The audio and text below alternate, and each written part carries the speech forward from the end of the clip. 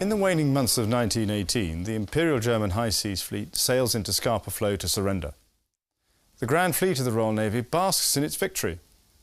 Its battle fleet is one of the most efficient instruments of sea power that has ever been created, and the morale of its officers and men is at its highest. Yet within a generation, this proud navy will be reduced dramatically. It will lose its aircraft, its sailors will mutiny, and it will face the most desperate conflict of its 1,000-year history. A world war which, if lost, would not only mean defeat at sea, but the very destruction of Britain itself. May 1916. At the Battle of Jutland, under the command of Sir John Jellicoe, the dreadnoughts of the British Grand Fleet forced the German High Seas Fleet to retreat to their port. Though only a few German ships are sunk, the Kaiser's surface fleet will never again seriously challenge the Royal Navy's command of the seas.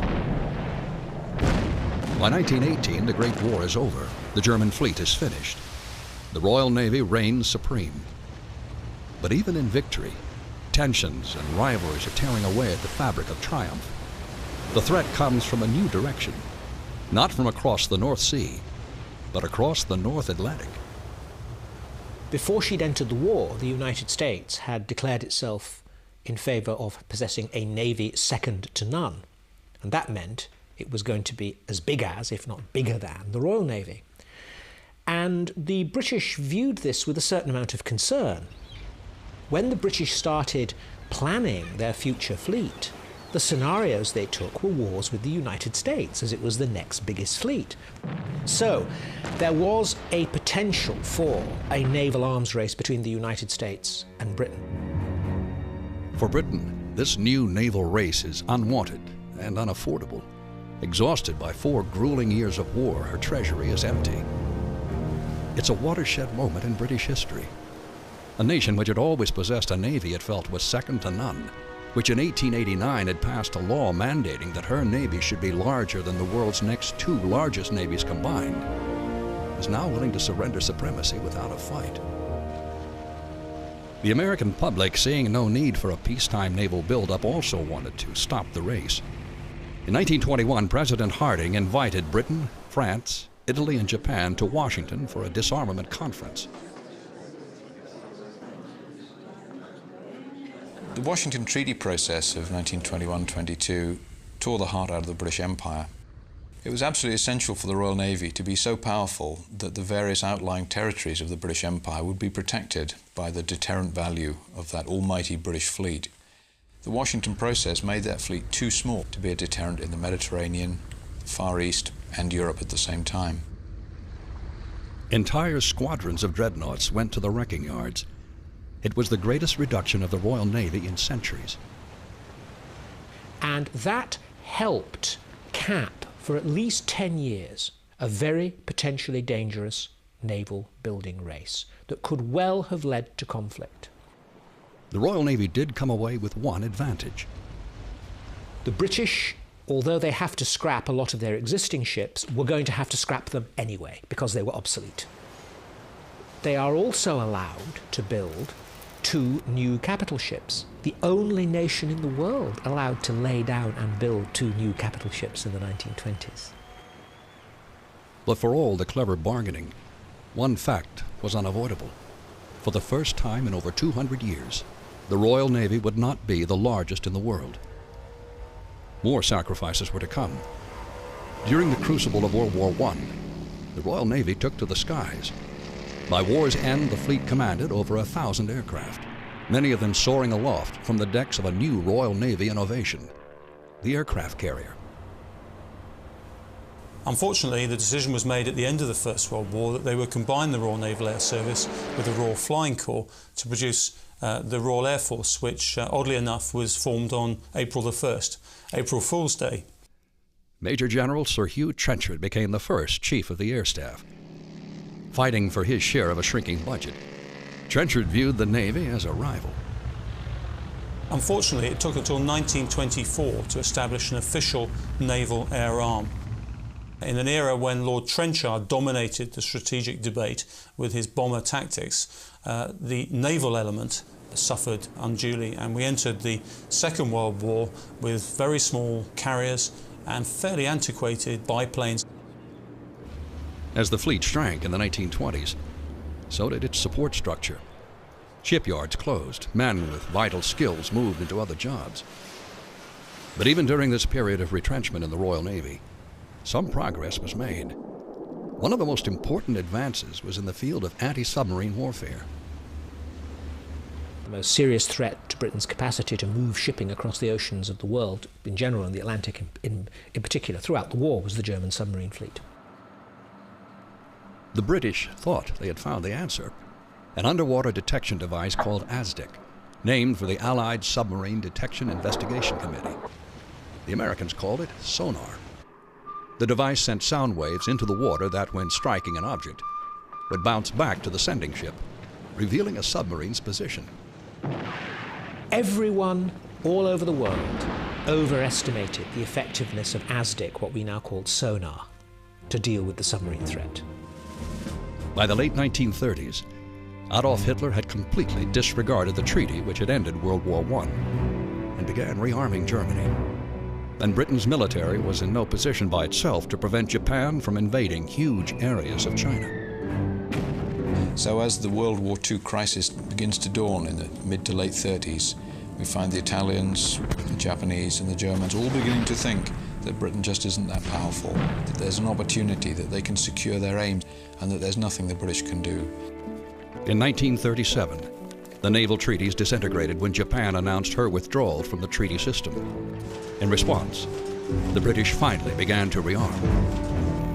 And in 1938 in particular, when the Germans are threatening to go to war, the British realized that they're at least a year behind the Germans. It would take time to repair the years of neglect, but time was running out.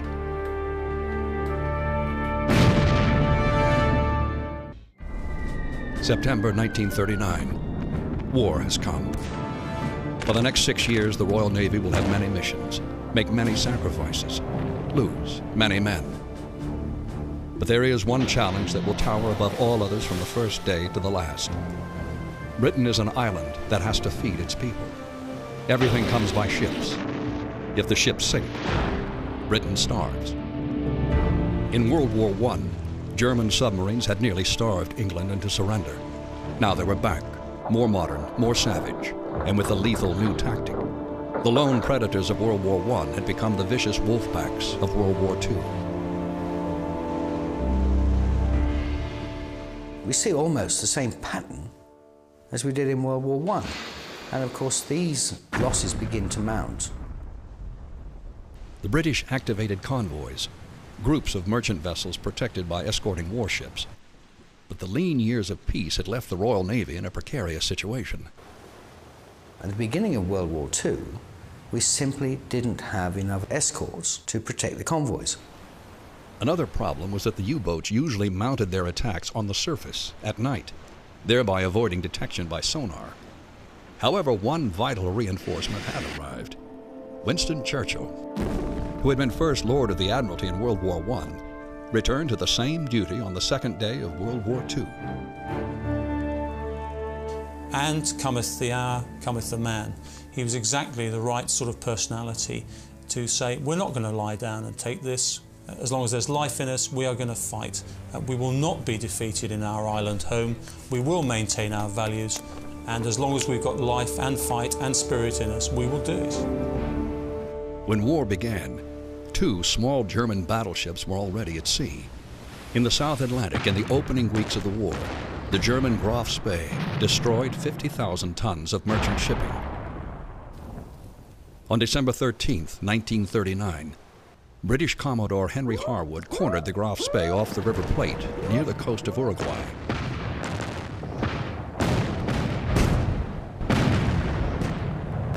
Though Harwood's 3 cruisers were outgunned, his squadron finally wounded the Graf Spee, forcing her to retreat into the port of Montevideo. The Graf Spee wasn't as powerful as propaganda would have it at the time. She was quite seriously damaged, superficially but nonetheless significantly. Uruguay was a neutral country, and international law limited the German ship's stay to 72 hours. Captain Langsdorff had gone into that battle thinking he was going to get a coronel, a major victory in South American waters. Playing a bluff, the British transmitted stories that heavy reinforcements had arrived and were waiting just outside the harbor. Langsdorff took the bait. The German commander sailed out to sea, blew up his ship, and committed suicide. The Battle of the River Plate and the eventual scuttling of the Graf Spee demonstrated that the Royal Navy in this new war would have qualities it didn't have in the last. Qualities of aggression, qualities that would allow superior skill and expertise to make up for inferiority in materiel. On May 19, 1940, the German blitzkrieg smashed Holland, Belgium, and France. Within a week, 338,000 British and French troops found themselves trapped between the advancing Nazi army and the sea on the French beach of Dunkirk. They had to be evacuated or face certain annihilation. The Dunkirk evacuation is one of those things that the Royal Navy is very good at because it's been doing it for the last 400 years. That is, removing the army from the continent. Under the command of Admiral Sir Bertram Ramsay, what was called the Mosquito Armada of lifeboats, tugs, yachts, barges, and pleasure craft was pressed into service to aid the Navy fleet of 39 destroyers, 7 sloops, and 36 minesweepers. In all, 860 vessels took part in Operation Dynamo. For 9 days, they endured the pounding of the Luftwaffe. 6 of the destroyers were sunk, and 19 more damaged. But in the end, the majority of the army was saved. The evacuation of the British Army from Dunkirk was a shattering blow to British morale. But it was also very quickly turned into a triumph. Dunkirk suddenly became a miracle. The fact that the British had lost a massive battle and been completely driven off the continent by a rampant German army suddenly disappeared. Meanwhile, as France fell, Fascist Italy declared war on Great Britain. Though the Royal Navy was outnumbered by the Italians, it planned a bold attack to even the odds. On November 11, 1940, 2 waves of 21 aircraft launched from the British carriers Illustrious and Eagle. Their target? The main Italian fleet anchorage at Taranto. The planes struck in a deadly attack. In their wake, 3 battleships were lost, and several lesser ships were damaged. The power of the aircraft carrier was clearly evident. And halfway around the world, Japan studied the raid with intense interest. For the Royal Navy, victories such as Taranto were welcome but fleeting. 1940 saw massive convoy losses to German U-boats and surface raiders in the North Atlantic. The fall of France allowed the German U-boats to get onto the west coast of France, from which it's an easy sail out into the Atlantic, where they started to be quite successful. In May of 1941, the giant new German battleship Bismarck attempted to break out into the convoy lanes. Stopping her was crucial. On May 24th, under the command of Vice Admiral Lancelot Holland, the new Prince of Wales and the battlecruiser Hood challenged the Bismarck in the Denmark Strait. Several minutes into the battle, disaster struck.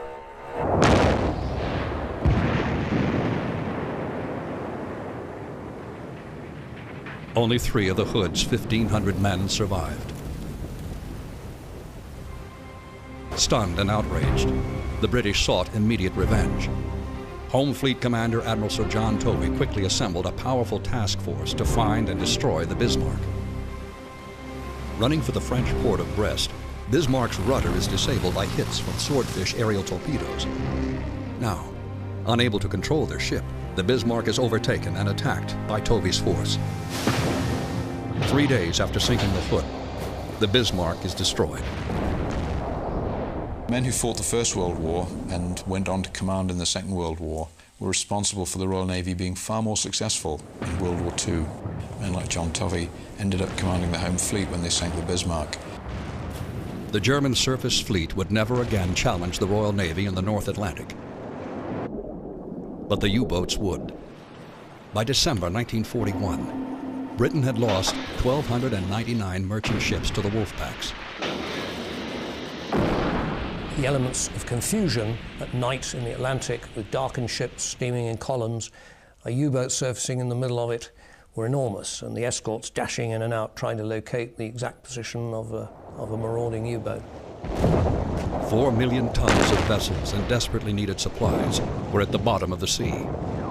Churchill knew that Britain's greatest hope was bringing the United States into the war. The relationship between Churchill and Franklin D. Roosevelt is fascinating because Churchill shamelessly uses every opportunity to play up to Roosevelt because he needs American support. And he's trying at every opportunity to draw the Americans closer to the war. Then, on December 7th, 1941 at Pearl Harbor, Japanese carrier aircraft turned the American fleet into an inferno. 3 days later, off the coast of Malaysia, it was the Royal Navy's turn. The battleship Prince of Wales and the battle cruiser Repulse, sent to defend the British colony of Singapore, were attacked by large numbers of Japanese bombers. It was an execution. The question of aircraft versus battleships was open. The answer was on the ocean floor. Within weeks, Singapore fell, then Hong Kong. The Royal Navy was powerless to stop the Japanese advance. For the first time in history, it lost control of a theater of war and was not able to reclaim it. But the nightmare had just begun.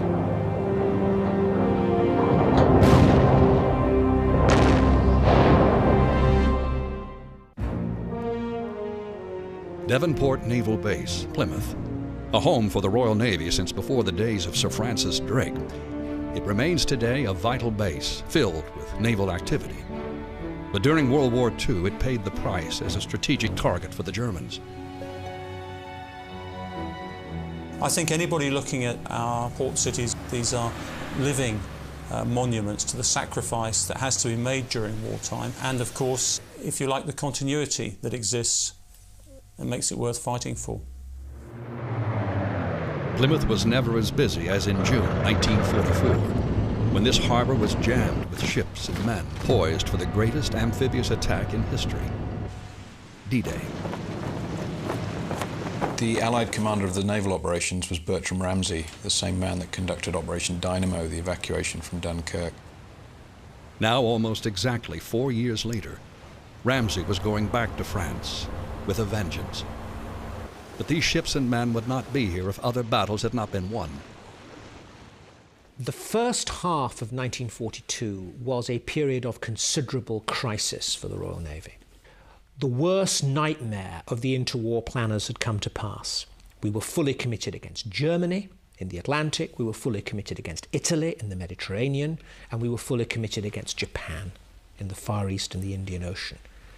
And we'd recognized we hadn't got the strength for 2 opponents, let alone 3. With its resources already stretched to the breaking point, the Royal Navy undertook yet another responsibility: escorting vital convoys of merchant ships to the Soviet port of Murmansk on the Arctic Ocean. The most difficult and dangerous mission carried out by any navy in the Second World War was the passage of merchant shipping through to northern Russia.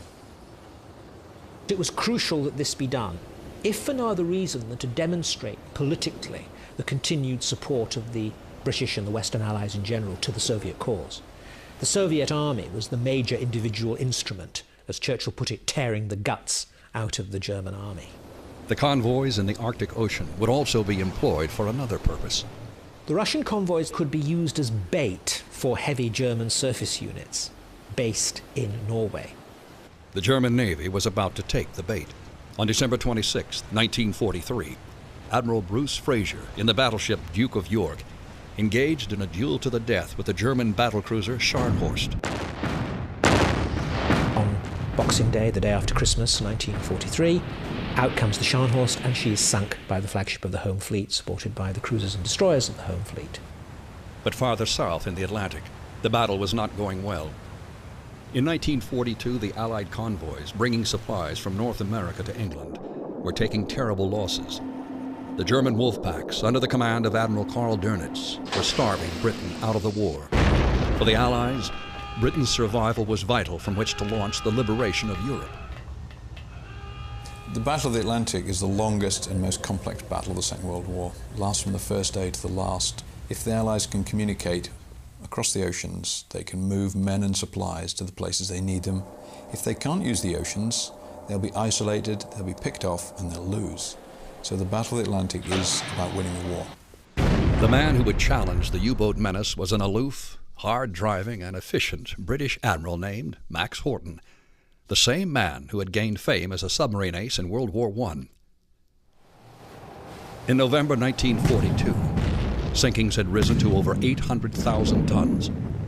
But Horton was convinced the U-boats could be beaten. A man with that ruthless streak, that determination to win, and an understanding of what made submariners tick. Horton understood that if he killed enough German U-boat personnel, the U-boats would no longer be effective. British codebreakers, in a highly secret operation named Ultra, gave Horton the weapon he needed. They had broken the German naval code. With this advantage, Horton was often able to either route convoys out of danger or bait Dönitz wolf packs into traps. In the days before we knew about Ultra, it was said because of his submariner's instinct, he was able to know what the Germans were doing. We now know it wasn't so much instinct, it was the decrypts, etc. But by March of 1943, it seemed even Ultra would not be enough. Merchant ship sinkings reached nearly 700,000 tons. A campaign like the Battle of the Atlantic, you often think you're losing when you're winning. You're sinking a lot of the enemy, but you're losing a lot yourself. Then, as if by a miracle, sinkings began to drop, and U-boat losses soared. Horton's efforts were finally paying off. And then we were set for the great showdown in the Battle of the Atlantic in 1943, when a hugely enlarged German submarine force smashes itself against heavily escorted convoys. The climax would come in April. Max Horton, taking up the gauntlet, deliberately sends 40 merchant ships and 8 escorts of convoy ONS-5 into harm's way. On a single night in May, 31 of Dönitz U-boats strike relentlessly. 12 merchant ships are sunk, but at a cost of 6 U-boats. In April and May 1943, Horton sank 90 U-boats. His forces broke the back of the German U-boats to such an extent that even their commander, Admiral Dönitz, was forced to withdraw them from the Atlantic, and the U-boats were never again a threat. With the U-boat menace finally eliminated, the massive buildup of supplies and men in England for the invasion of Europe is successfully completed. For the invasion, Admiral Bertrand Ramsay assembled the largest fleet ever seen. 6,833 ships of all kinds were off Normandy on the morning of June 4th, 1944, poised to blast through the door of Fortress Europe. There's firepower of every description, from 15 and 16-inch heavy naval guns, right down to 4.7-inch guns in converted landing craft for close-in fire support. Every possible opportunity the Royal Navy took to support those troops and get them onto the beach with the least casualty and the greatest opportunity. The invasion was a stunning but costly success. A little over a year later, the defeated Germany lay in ruins. The Royal Navy was now free to return to the Pacific to support the United States, whose Navy had been beating back the Japanese since the attack on Pearl Harbor in 1941. The Pacific was a carrier war. The Royal Navy soon found that American naval aviation was far more advanced. American carriers had nearly 3 times the number of aircraft. But there was one area where the British carriers were clearly superior. When our armoured hangar carriers went across to the Pacific and were attacked by kamikazes, it was found that they could sustain hits by kamikaze aircraft much better than American carriers could. But the kamikazes were the Japanese Empire's last gasp. In August of 1945, they joined the Third Reich in the junkyard of history. From the beginning to the end, the Royal Navy's war had been grueling, its losses in men and ships high. Yet the fleet had succeeded in every important mission. The U-boats had been beaten, the Mediterranean stayed open, and Russia had been supplied. But there was one vital difference between the triumphant victories of World Wars I and II. Britannia no longer ruled the waves. That crown had passed to the far larger United States Navy. The Royal Navy would soon find itself in a new battle for existence, threatened not only by new technology and a hostile Soviet empire, but by its own government.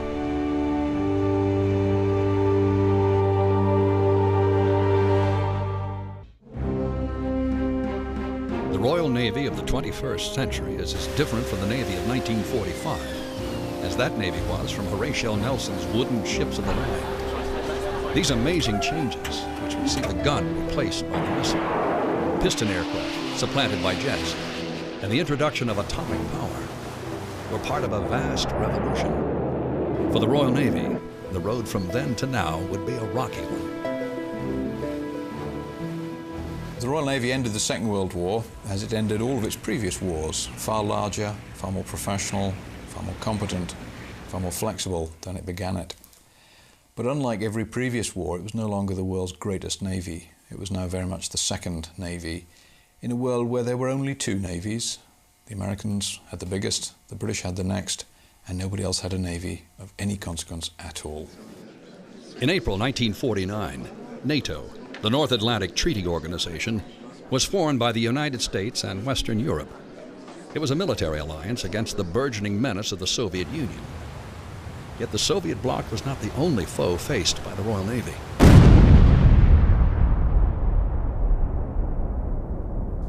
Lord Trenchard, father of the Royal Air Force, believed atomic weapons made traditional wars a thing of the past. He told the House of Lords that hundreds of millions could be saved by scrapping carriers and overseas bases, relying instead on the long-range atomic-armed bombers of the RAF. It's when you get the advent of the H-bomb, which can deliver cataclysmic blows against the home base, that people do begin to ask very serious questions about, well, what's the point of escorting convoys to feed people who are already dead? But when war did break out, it would be traditional and beyond the range of Trenchard's bombers.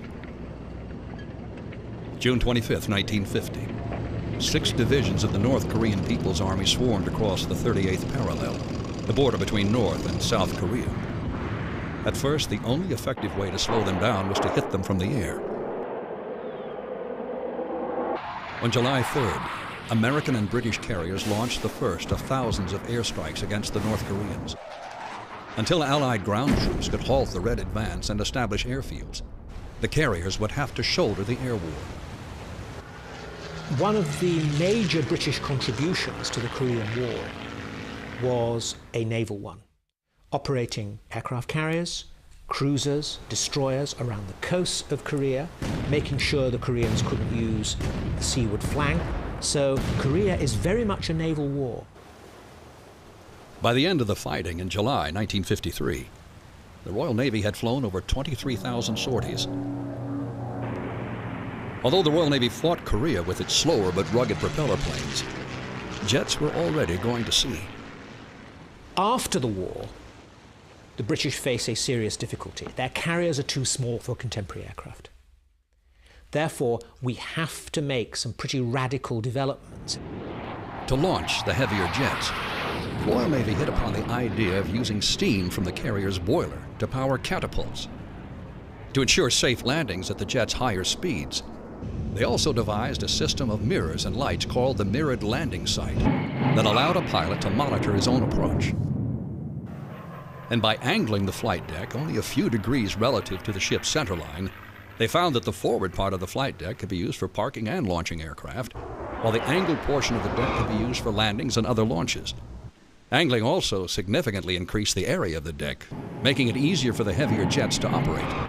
Because of this, the British take the lead with the angled deck, the mirror landing aid, which allow our small carriers to operate jets and allow American carriers to operate jets even better and to get even more potential out of their larger carriers. In 1954, America launched the USS Nautilus, the world's first atomic submarine. In war games with the U.S. and Royal Navy, Nautilus was subjected to 5,000 dummy attacks and was sunk only 3 times. So USS Nautilus comes across the Atlantic and scares the pants off every anti-submarine warfare specialist in the Royal Navy. The only way we can deal with a nuclear-powered submarine is to have a nuclear-powered submarine of our own. The energetic First Sea Lord, Admiral Louis Mountbatten, quickly recognized this urgent fact. But designing a nuclear reactor from scratch would take years. Mountbatten had another solution. He then goes to the United States and uses every charm every ounce of mendacity he can bring to bear in order to charm and con Rickover, the American nuclear submarine chief, into selling us a nuclear reactor. On Trafalgar Day, 1960, Queen Elizabeth launched Britain's first atomic submarine, HMS Dreadnought. The historic name demonstrated her importance. As a result of another American development, atomic submarines would soon give the Royal Navy another vital mission. In 1962, President Kennedy offered British Prime Minister Harold Macmillan the Polaris missile, a long-range ICBM that could be fired from a submerged submarine.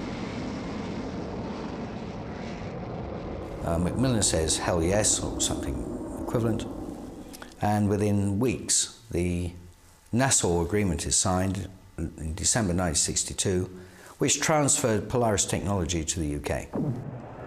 But many wondered what role this new nuclear navy would play in a world in which the sun was setting on the once mighty British Empire. In 1947, India, the jewel in Queen Victoria's crown, became independent. In 1948, South Africa, Ceylon, and Burma went the same route. By 1953, the Royal Navy had fallen to third place behind the United States and an expanding Soviet Navy. In 1967, in response to these new realities, the Ministry of Defense produced a strategic review that gutted the Navy. It called for giving up all commitments east of Suez and the elimination of every carrier in the fleet. The aircraft carrier program had been the centerpiece of the strike capability of the surface fleet. Take away that centerpiece, then you don't have the offensive capability, which is a vital component of any navy. But there was hope, and it came in the form of a remarkable new aircraft called the Harrier. Able to take off and land like a helicopter, this amazing jet fighter did not need a conventional flight deck. The Navy was in the process of designing a new helicopter cruiser named the Invincible.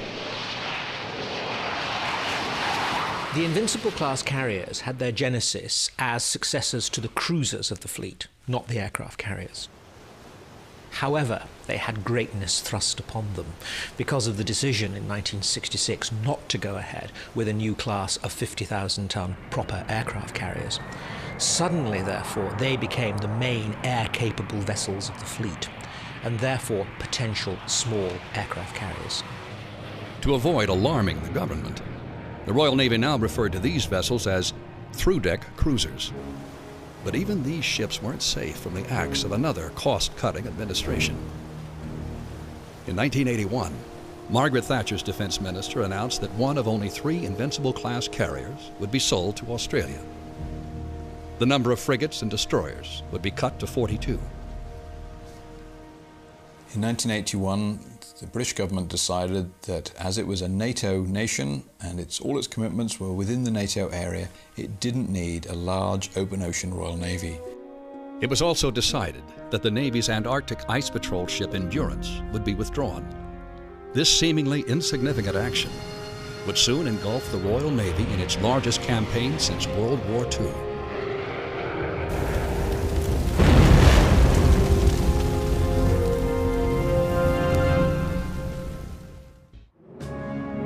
The Old Royal Naval College, Greenwich, May 23, 2001. His Royal Highness Prince Philip, Duke of Edinburgh, dedicates the Lewin Gate in honor of deceased Admiral of the Fleet, Sir Terence Lewin.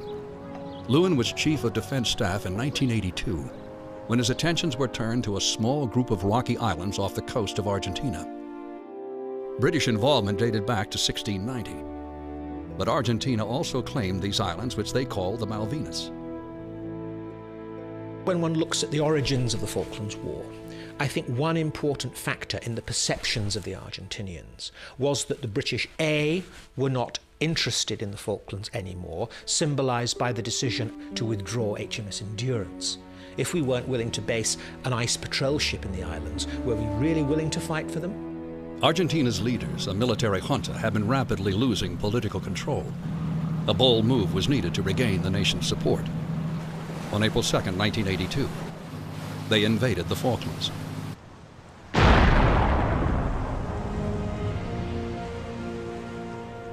Within hours, the British government decided to fight for the islands. On April 5th, the people of Portsmouth turned out in thousands to see the fleet sail into harm's way. I don't believe the Argentinians expected the Britons to dispatch a task force to retake the island so soon. Aboard one of the ships was 22-year-old Prince Andrew, a Sea King helicopter pilot. It was the largest Royal Navy operation since World War II. The prospects were daunting. The fleet had to sail 8,000 miles, defend against Argentina's Navy and Air Force, and land enough troops to eject the enemy from the Falklands.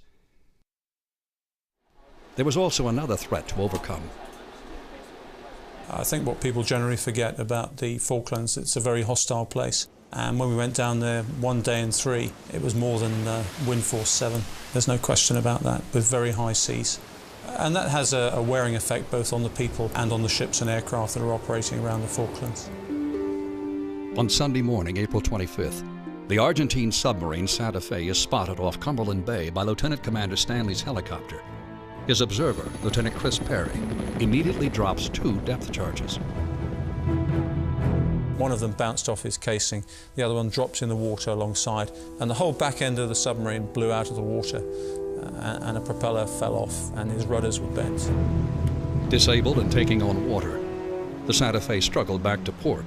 By noon, she was abandoned alongside the jetty at King Edward Point. The carrier battle group arrived on the 1st of May. The first major naval engagement took place the next day. The nuclear-powered attack submarine HMS Conqueror was trailing the Argentine cruiser General Belgrano, which, as the USS Phoenix, had originally belonged to the United States Navy. The USS Phoenix had been the only major ship to escape from Pearl Harbor when it was attacked by the Japanese in 1941. As she headed for the Falklands, it was decided that the Belgrano had to be stopped. On May 2nd, the British submarine Conqueror fired 3 torpedoes. 2 found their mark.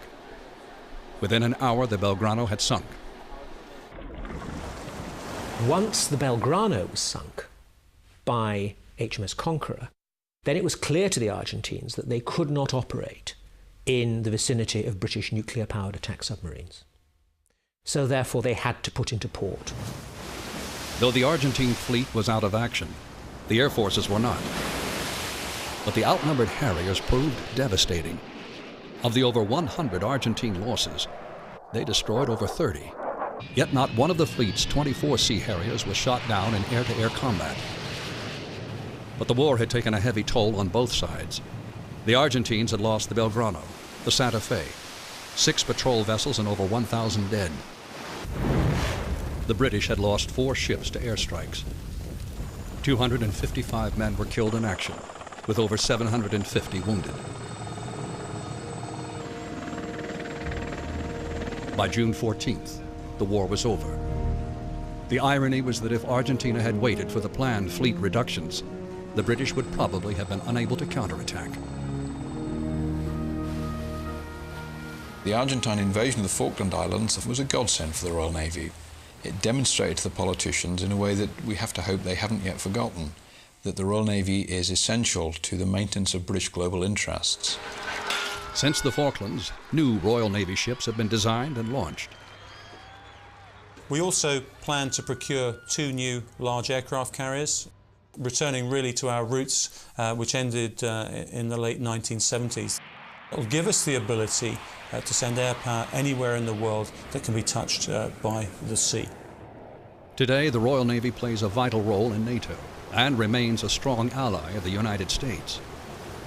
On October 7, 2001, when the U.S. fired the first rounds in the war on terrorism, cruise missiles were launched into Afghanistan from Royal Navy submarines.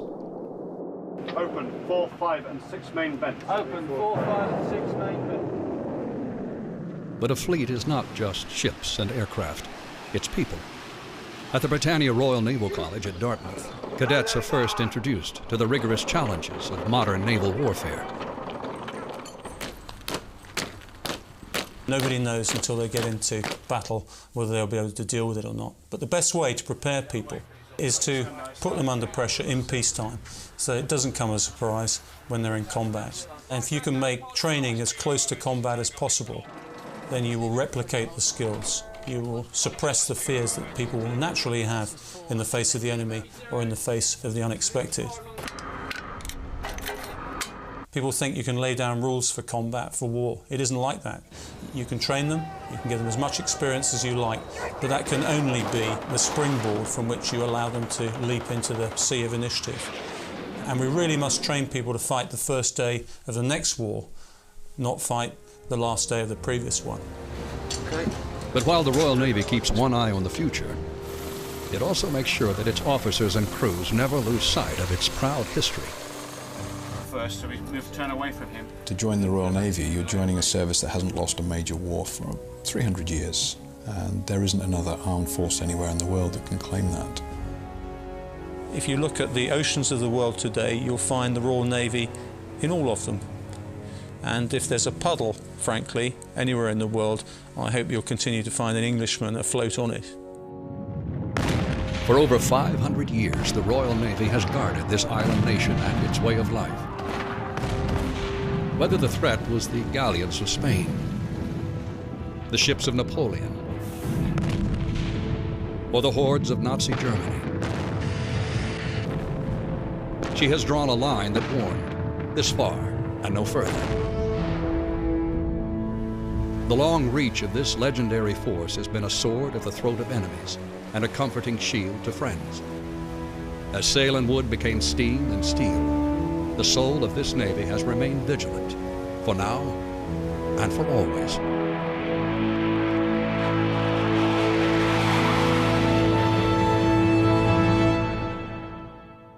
Though the Royal Navy of this century looks nothing like Nelson's great ships of the line or the giant steel dreadnoughts of Jackie Fisher, at the dawn of the 21st century, it still commands respect as a vital presence in both Britain and around the world. In today's circumstances, the Royal Navy's fighting power, or ability to project power ashore, can be brought to bear at a time and place of political choice to over 100 nations. The Royal Navy is ready today for the unforeseen challenges of tomorrow.